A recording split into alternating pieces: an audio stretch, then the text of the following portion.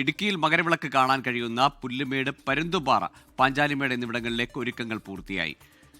പുല്ലുമേട്ടിലാണ് ഏറ്റവും കൂടുതൽ ആളുകൾ മകരവിളക്ക് കാണാനായി എത്തുന്നത്. സുരക്ഷയ്ക്കായി 1500 പോലീസുകാരെയാണ് ജില്ലയിൽ നിയോഗിച്ചിരിക്കുന്നത്. വണ്ടിപ്പെരിയാറിൽ നിന്ന് രാഹുൽ വിജയൻ തയ്യാറാക്കിയ റിപ്പോർട്ട്. ഇടുക്കിയിൽ മകരവിളക്ക് ദർശിക്കാൻ കഴിയുന്ന പുല്ലുമേട്, പരുന്തുംപാറ, പാഞ്ചാലിമേട് എന്നിവിടങ്ങളിൽ എല്ലാ തരത്തിലുള്ള ക്രമീകരണങ്ങളും പൂർത്തിയായി എന്ന് ജില്ലാ ഭരണകൂടം അറിയിക്കുകയാണ്. ഭക്തർക്ക് സുഗമമായിട്ട് മകരവിളക്ക് ദർശിക്കുന്നതിനുള്ള എല്ലാ ക്രമീകരണങ്ങളും ഒരുക്കിയിട്ടുണ്ട് എന്നുള്ളതാണ് അറിയിക്കുകയും ചെയ്തിട്ടുള്ളത്. ഏതെങ്കിലും തരത്തിൽ അപകട സാധ്യത ഒഴിവാക്കുന്നതിന് വേണ്ടി പോലീസിന്റെ വലിയ സന്നാഹം തന്നെ ഒരുക്കിയിട്ടുണ്ട്. 1500-ലധികം പോലീസ് ഉദ്യോഗസ്ഥരെയാണ് സുരക്ഷയ്ക്കായി ഒരുക്കിയിരിക്കുന്നത്.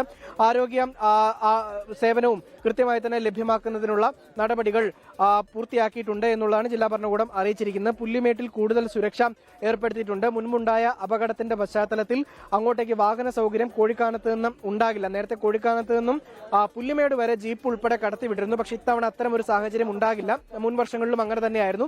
പുല്ലുമേട് ദുരന്തത്തിന് ശേഷമാണ് അത്തരം ഒരു തീരുമാനത്തിലേക്ക് പോയത്. അതുകൊണ്ട് തന്നെ കാൽനടയായിട്ട് വേണം വനപാതയിലൂടെ ആളുകൾ ഈ പുല്ലുമേട് ഭാഗത്തേക്ക് ഈ മകരവിളക്ക് ദർശിക്കാൻ പോകാൻ കഴിയുക.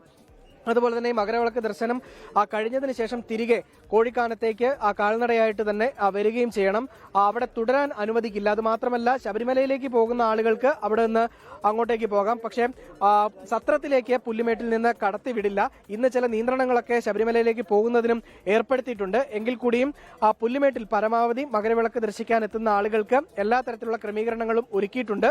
അപകട സാധ്യതയുള്ള പുല്ലുമേട്ടിലെ സ്ഥലങ്ങളിലൊക്കെ ബാരിക്കേഡ് ഉൾപ്പെടെ സ്ഥാപിച്ചുകൊണ്ടുള്ള സുരക്ഷാ ക്രമീകരണങ്ങളും ഒരുക്കിയിട്ടുണ്ട് എന്നുള്ളതാണ് ജില്ലാ ഭരണകൂടം അറിയിച്ചിരിക്കുന്നത്. നമ്മളിപ്പോൾ നിൽക്കുന്നത് വണ്ടിപ്പെരിയാറാണ്. ഇവിടെ നിന്നാണ് KSRTC ബസ്സിൽ ഉൾപ്പെടെ ആളുകളെ ഈ കോഴിക്കാനം ഭാഗത്തേക്ക് കൊണ്ടുപോകുന്നത്. വള്ളക്കടവും കോഴിക്കാനം ഈ രണ്ട് പാതയിലൂടെ ആളുകളെ രാവിലെ 6 മണി മുതൽ തന്നെ പുല്ലുമേട്ടിലേക്ക് കടത്തിവിടുകയും തുടങ്ങിയിട്ടുണ്ട്.